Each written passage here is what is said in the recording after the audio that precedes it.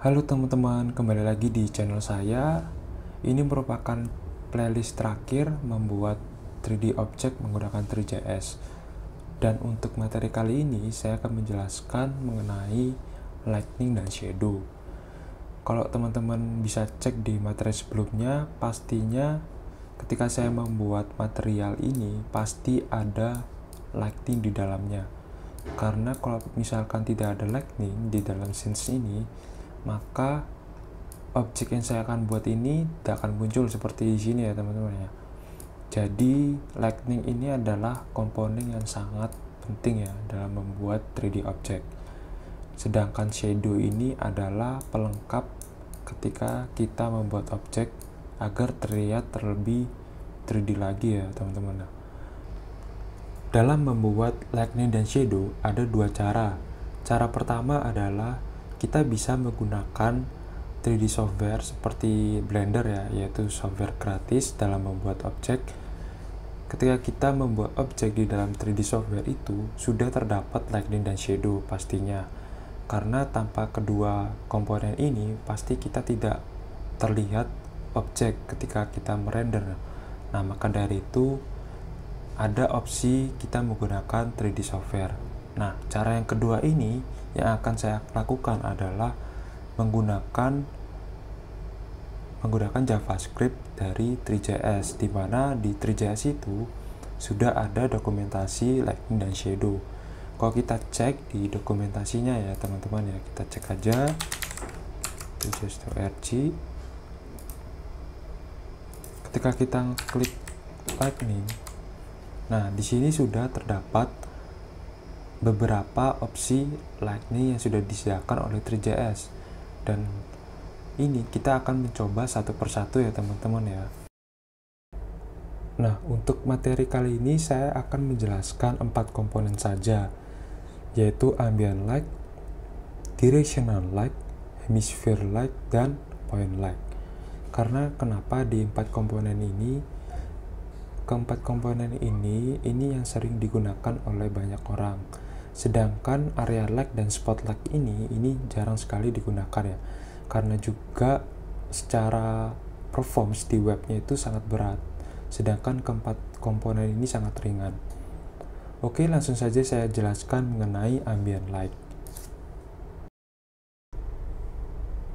Pada ambient light di 3JS itu fungsinya yaitu memancarkan cahaya secara merata di dalam scene yang sudah kita buat. Secara di strukturnya ini hanya menampilkan colornya saja, tetapi selain color juga ada parameter konstruktornya yaitu intensity. Nah, kalau kita cek di Visual Studio saya ini, di sini saya sudah membuat ambient light-nya ya, yaitu dengan powernya sudah saya tentukan dan intensity-nya adalah 1. Kalau kita cek di browser itu terlihat seperti ini ya. Jadi cahayanya itu merata ya dari plane yang sudah saya buat dan juga cube yang sudah saya buat. Tetapi kalau kita ke atasin itu cube-nya tidak terlihat ya. Jadi secara merata ya. Walaupun saya ganti warnanya juga cube-nya juga ikut masuk ya. Karena cahayanya ini merata secara keseluruhan ya, baik itu di plane-nya dan juga di cube-nya. Nah, maka dari itu kita tambahkan dengan cahaya yang lain. Nah, selain di ambient light ini ada juga namanya directional light. Untuk directional light ini seperti layaknya sinar matahari ya. Jadi directional light ini bisa menentukan position yang kita inginkan, karena secara di propertinya ini terdapat position. Selain itu juga di directional light ini juga support shadow ya teman-teman ya, yaitu menggunakan properti case shadow. Nanti saya akan jelaskan untuk case shadow. Nah, caranya kita menambahkan scenes kita di yang sudah kita buat dengan menggunakan directional light. Caranya sesuai code yang sudah ini ya, yang sudah ada di dokumentasi. Oke, kita coba aja satu persatu. Yaitu kita membuat cos dinamakan direction light. dengan nama new tree.direction light. Kita buat namanya X. Sama semua aja ya warnanya yang di atas, dengan intensitas 1. Lalu kita since aja, since.add direction light. Kita cek. Kalau kita cek di since-nya ini, terlihat bahwa objek dari plane dan cube-nya ini terlihat hanya sisi atasnya saja ya, kalau dari directional-nya. Kalau kita hapus ambience-nya, kita coba bahwa sisi kiri dan kanannya itu tidak ikut memancarkan cahayanya ya. Selain itu juga di directional light-nya itu ada properti namanya position. Kalau kita coba aja ya,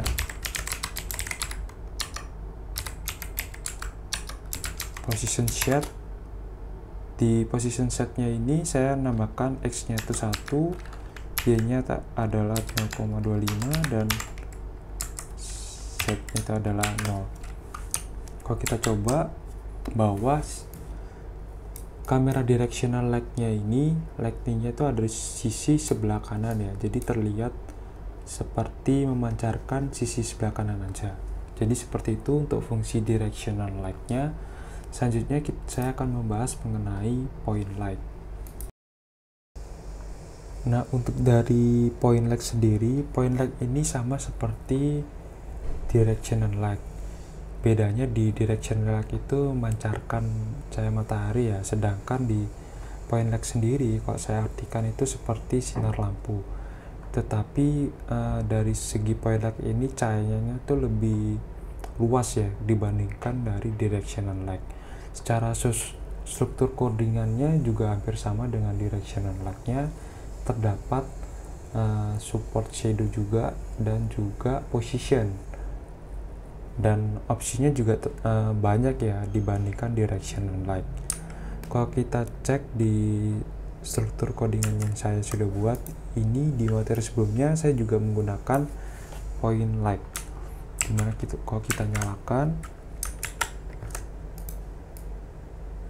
ya, jadi terlihat seperti ini, agak menyatu dengan cube-nya ya. Kalau kita matikan aja biar lebih jelas fungsi dari point light-nya ya, jadi seperti ini ya teman-teman ya. Jadi terlihat cahayanya itu lebih luas lagi ya dibandingkan dengan directional light. Oke, itu untuk point light. Selanjutnya saya akan menjelaskan mengenai hemisphere light. Untuk hemisphere light sendiri, ini adalah fungsi ketika kita menggunakan cahaya dari sisi bawah dan atas. Nah, hemisphere light ini sangat cocok ketika kita membuat langit atau juga membuat ground color, seperti kita membuat rumput-rumputan, itu bisa menggunakan ground color dengan hemisphere light. Untuk struktur codingannya itu sama seperti directional light dan spotlight ya. Jadi teman-teman bisa cek di sini. Untuk codingan nanti desain saya itu tinggal di sini kita ganti hemisphere light aja.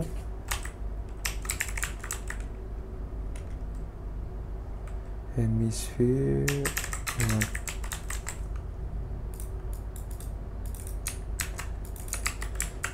Seperti ini, kita cek hampir sama, tidak ada perubahan ya, tapi dia cahayanya itu berasal dari sisi atas dan bawah. Kita hapus saja point light-nya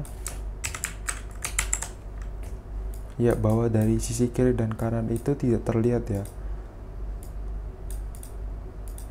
jadi cahayanya itu muncul dari sisi bawah dan atas. Jadi untuk fungsi hemisphere light-nya itu seperti itu ya teman-teman ya.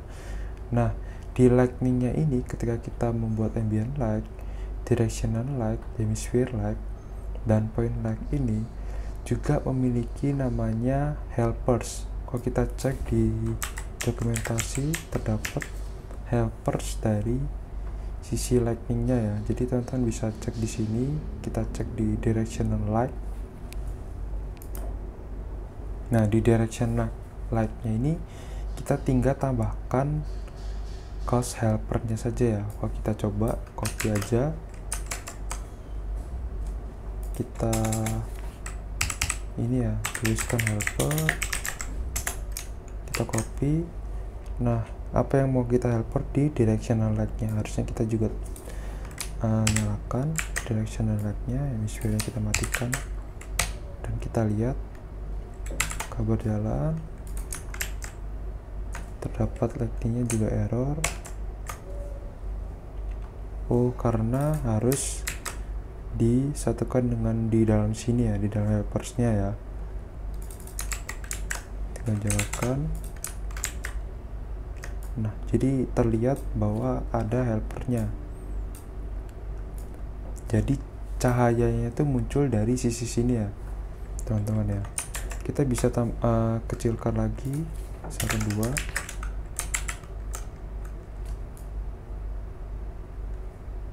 Ya, agak maju, saya tambahkan lagi 5 aja. Ya, jadi seperti ini untuk sisi helpernya, jadi sangat membantu ketika kita membuat cahaya di objeknya ya.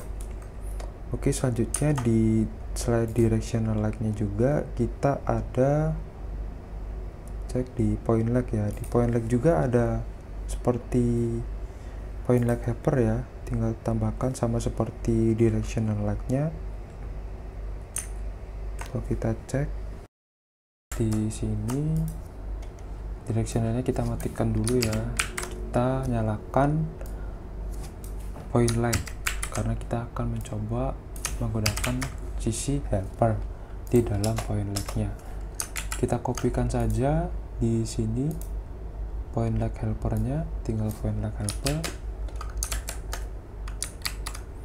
Di sini saya masukkan lightingnya di sini biar untuk tahu ada helpernya. Intensity-nya untuk sense-nya helpernya saya gunakan default-nya yaitu 0,2 nya. Seperti ini, kita cek ya. Jadi posisi dari point light-nya itu ada di sini ya, jadi bisa terlihat. Nah, itu untuk dari point light. Nah, teman-teman bisa coba untuk dari hemisphere light helpernya sama juga. Kalau kita ambil aja ya ini, terus kita tambahkan hemisphere-nya, kita nyalakan, kita nyalakan helpernya. Helper ini hemisphere light seperti itu. Cek ya, kalau kita lihat bahwa hemisphere light-nya itu ada di sisi atas ya, karena dia memancarkan dari sisi ground, dari sisi bawah dan atas ya. Jadi seperti itu teman-teman untuk segi dari helpernya. Nah, untuk selanjutnya saya akan menjelaskan mengenai shadow di dalam objek yang sudah kita buat. Nah, untuk di shadownya itu sendiri, untuk cahaya yang support itu ada spotlight dan directional light. Untuk itu saya akan menggunakan spotlight, point light aja ya teman-teman. Point light ini saya akan menggunakan shadow. Kita matikan dulu hemisphere light-nya. Ya, cahayanya ada di sini. Seharusnya kalau kita cahayanya di sini, harusnya muncul shadow bayangan ada di sini ya teman-teman ya. Nah, caranya untuk menampilkan shadow di dalam cube-nya ini, teman-teman bisa cek. Nah, kita akan menambahkan di bagian di rendernya, yaitu render.shadowmap.enable.true. Jadi fungsi dari shadow map ini adalah ketika kita merender objek itu sudah support shadow map. Nah, selain itu di bagian sisi rendernya kita juga harus menambahkan di sisi point lag-nya. Nah, di point lag-nya kan seperti saya katakan dia juga support di shadow map-nya. Nah, tapi untuk ini berbeda, yaitu kita melakukan cast shadow. Kita setkan namanya true. Jadi seperti ini. Kalau kita cek,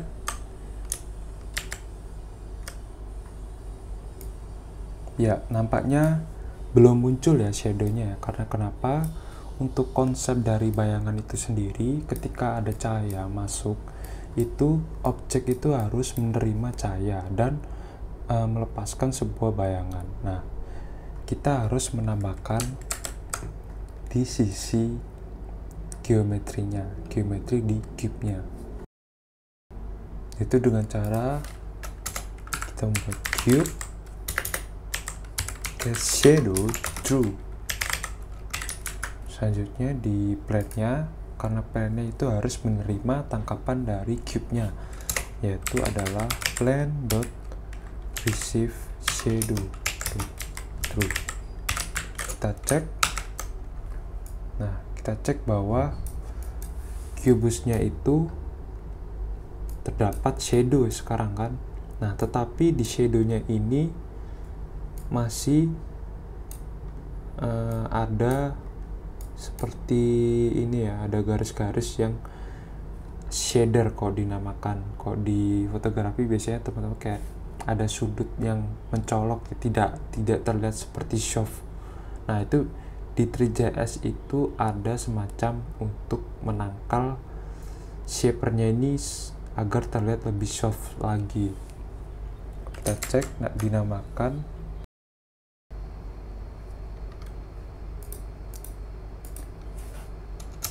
Dengan cara yaitu menambahkan di sisi rendernya, yaitu tinggal tambahkan render shadow tipenya kita ambil yaitu 3.pcfs soft shadow.